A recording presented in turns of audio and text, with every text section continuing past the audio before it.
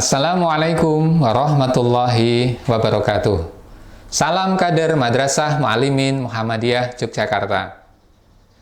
Selamat jumpa dengan saya, Eko Herkamoyo. Tapi sebelumnya, kalau kita belajar ekonomi, pada kelas 6 ini kita akan belajar tentang akuntansi. Oh ya, selamat dulu buat kalian yang sudah berhasil naik kelas dari kelas 5, sekarang di kelas 6. Tahun terakhir Anda belajar di Madrasah Mu'allimin Muhammadiyah Yogyakarta ini. Jangan lupa tetap semangat belajar, jangan sampai nanti Anda di akhir menjadi tidak lulus Madrasah Mu'allimin Muhammadiyah Yogyakarta. Baik anak-anakku, baik yang kelas agama untuk lintas minat dan IPA atau MIA, dan anak-anakku yang di peminatan ilmu-ilmu sosial.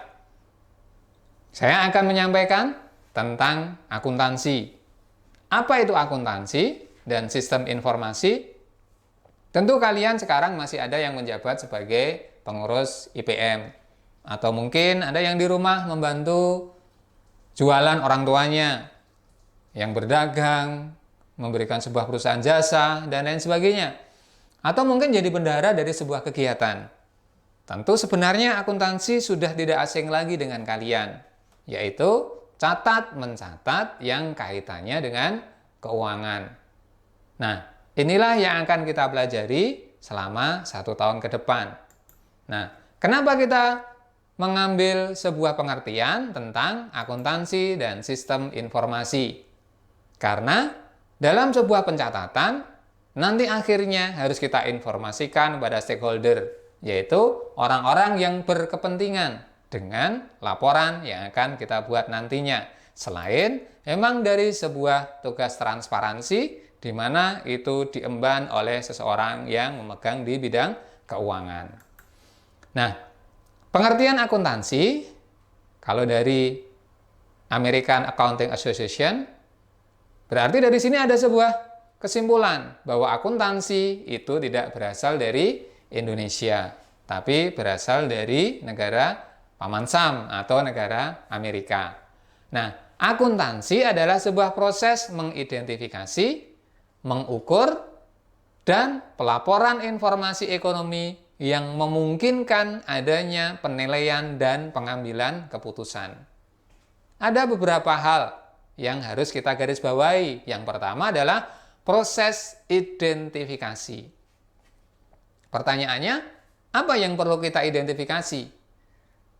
Setiap transaksi yang kita lakukan, saat Anda datang ke sebuah toko, membeli di sebuah toko, sering kita mendapatkan sebuah kertas yang kita sebut sebagai nota. Nah, nota itu harus kita identifikasi.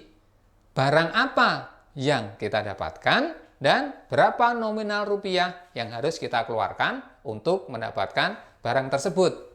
Sehingga berakibat pada jumlah uang tunai atau uang kas yang ada pada diri kita menjadi berkurang.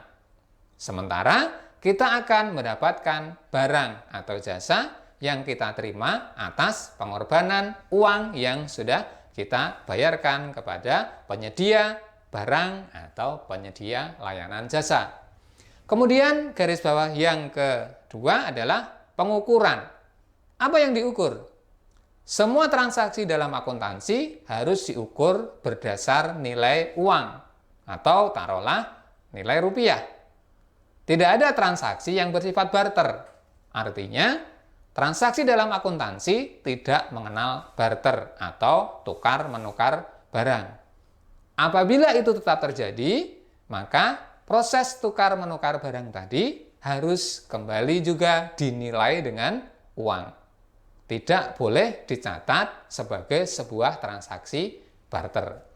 Kemudian yang ketiga adalah pelaporan.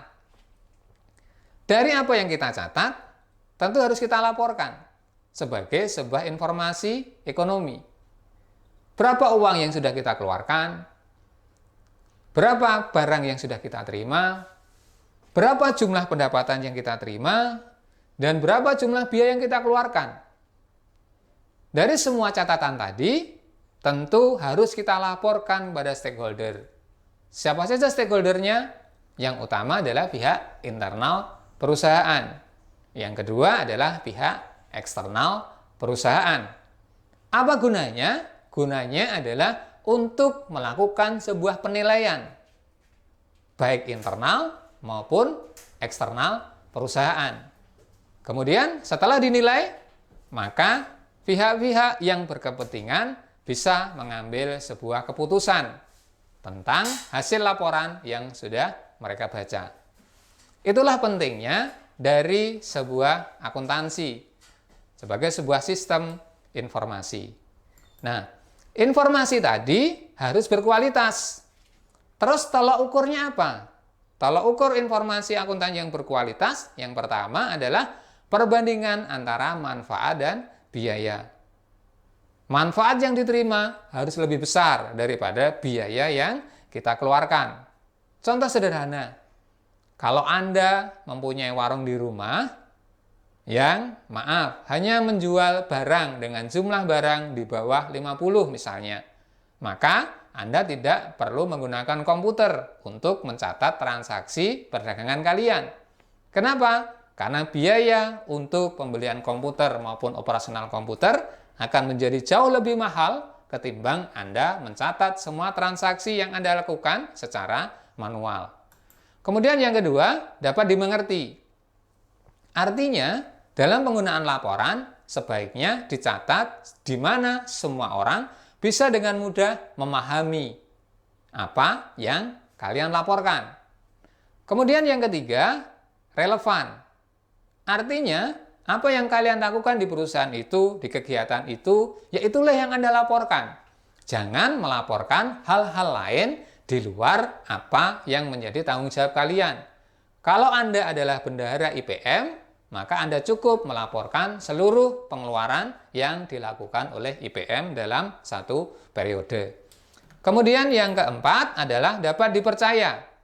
Artinya, laporan keuangan tadi dapat dipercaya dengan tolak ukur, dapat diuji, netral, dan menyajikan apa yang seharusnya.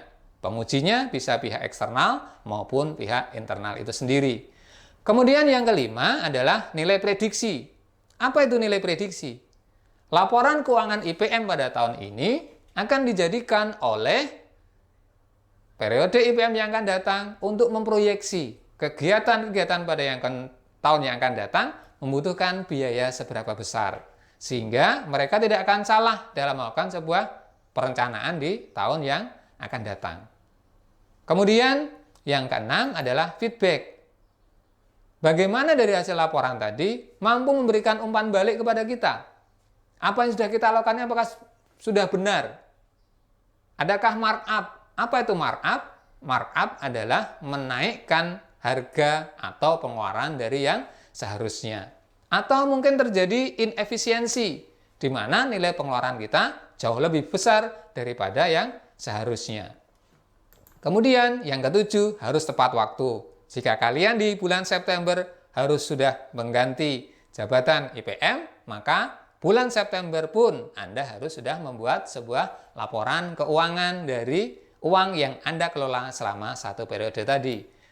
Kemudian yang kedelapan, dapat dibandingkan atau konsisten. Nah, ini kadangkala yang belum kalian miliki, di mana struktur dari sebuah laporan keuangan dari IPM dari tahun ke tahun harus mempunyai struktur yang sama. Sehingga dari struktur yang sama tadi kita bisa membandingkan laporan keuangan dari tahun ke tahun. Dan yang ke-8 dapat dibandingkan dan konsisten. Sementara yang ke-9 yaitu materiality atau cukup berarti. Nah, anak-anakku, baik yang ilmu agama maupun MIA maupun IIS, itulah sekedar pengantar untuk pelajaran kita, akuntansi dan sistem informasi. Pada kesempatan yang akan datang, kita akan pelajari lebih lanjut tadi tentang bidang maupun profesi dan etika akuntan. Mudah-mudahan kalian selalu dalam kondisi sehat dan terus jaga kesehatan kalian dan keluarga kalian. Sampai jumpa pada pertemuan yang akan datang. Terima kasih. Assalamualaikum warahmatullahi wabarakatuh.